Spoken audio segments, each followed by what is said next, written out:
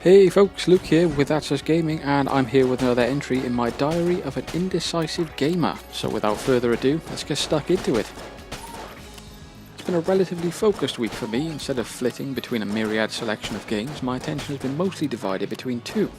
First of which is Enter the Gungeon. Now this week has been a vast improvement in my skills on this game. No longer struggling to get past the boss of Chamber 2, I'm now able to comfortably make it to Chamber 4. I even made it to the boss there a few times and have learned a very valuable lesson. And that lesson is that whoever designed Wallmonger hates me. Was it not enough to make a boss that took up half the screen, you had to fill the other half with bullets? Really? Sadistic game design aside, I've managed to free a bunch of people from the Gungeon, making it a damn sight easier each time I go through. I freed a pair of medics who show up in the Gungeon from time to time to heal you for free, and they've shown up in the nick of time more than I'd care to mention.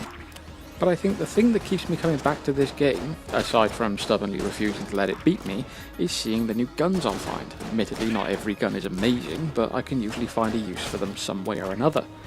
I forget all of the names, but a few personal favourites I can remember are the Huntsman, because while not being useful at long range, being able to swing the axe while reloading to destroy nearby bullets is an absolute lifesaver. Also the Fight Saber, for similar reasons, except it's a fully automatic assault rifle that can deflect bullets on a reload. And then there's the Proton Backpack, because I like Ghostbusters. All that aside, I think I've made a fair bit of progress in this game this week, and I think that with a bit more time, I'm sure I'll make it to the final boss. Can't promise I'll beat it, but I'm sure I'll get there. In addition to making some progress with Enter the Gungeon, I've also been getting better at the other game that has held most of my attention, Dead by Daylight. Yes, that's right, I've been well and truly hooked by this game. No pun intended. I've made some decent progress leveling up the Doctor and the Hillbilly after a night of really good games. I've got them both up to level 15 and unlocked all 4 perk slots, so now that when I play them I can do so fully equipped, which makes things a lot easier when playing against better equipped opponents. I'm currently trying to do the same with the Cannibal, otherwise known as Leatherface from the Texas Chainsaw Massacre, and the Clown. It's proving a bit tougher to earn blood points playing as them in higher online ranks. I'm currently rank 15, and whenever I get close to 14 I end up losing a game spectacularly to very good players that have made teamwork into an art form. Now I realise I could keep playing as the Doctor and the Hillbilly just to use blood points I earn from them to upgrade the others, seeing as the blood points are shared amongst all characters, but where's the fun in that? I'm very much of the opinion that you need to learn to use some characters as an underdog to be able to really excel when the playing field is levelled. Last Sunday night brought an interesting experience though. I'd been playing a few games, and pretty badly that night I might add. And during one of those games that I managed to get my one and only sacrifice that night. Like I said, it wasn't my best. After getting that sacrifice, my victim sent me a message over Xbox Live.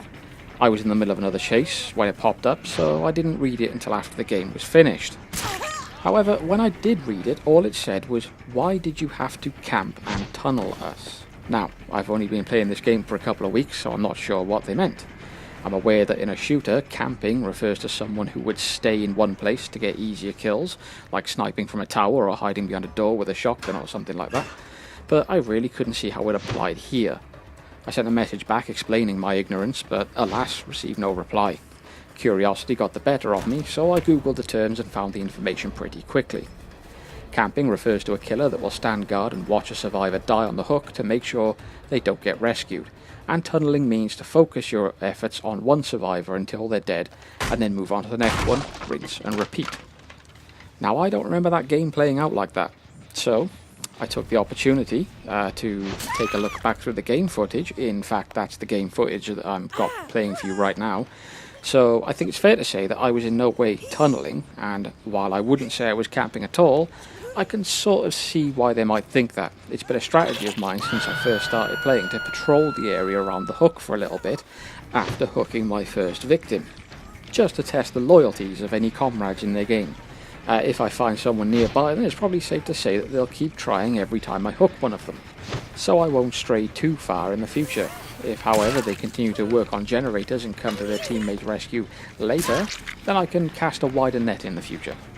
Now, I haven't brought this up out of any bitterness at being accused of unfair play. It's just the last thing I would want to do is ruin the fun for any other players. So since then, I've been trying to be aware of how I play, and in fact it's made me a better player. Now when I hook the first survivor, I just leave them. How quickly they are freed is a better indicator of loyalty from their friends than seeing if I can find someone nearby. I would send another message back thanking the player who accused me of camping and tunnelling, but I'm not sure they'd take the same comfort in my improved skills. One last thing that I've noticed this week, before I move on, is that the higher up the ranks I go, the more I encounter rage quitters. I mean, I can't say 100% that they're rage quitting, but it seems a bit suspect that it always seems to happen when I'm about to throw them on the hook for the last time. However, I get 650 blood points at the end for each person disconnected. It may suck if I can't get a full round of kills, but what can you do? Lastly, this week I took advantage of it recently being added to the Game Pass to download the remaster of Dead Rising 2. Definitely my favourite of the Dead Rising series. The first one was good despite its flaws, but the second one did what any good sequel should do. It took the base of the first game, tidied up the rough edges, tightened up the controls, made the world a little larger, and added a bunch of extra features to the game that don't replace anything from the first, but just simply add fun to it.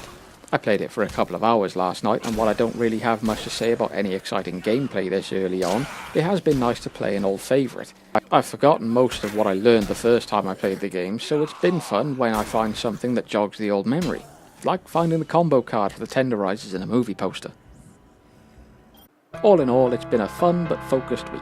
Lots of progress in a couple of new games that are quickly becoming classics in my eyes, and starting a fresh playthrough of an old favourite. I hope you've all had the same fun in your gaming this week. Feel free to let us know what you're playing and how it's going down in the comments. Also subscribe if you haven't already. We've got plenty of variety on the channel and could do with the support.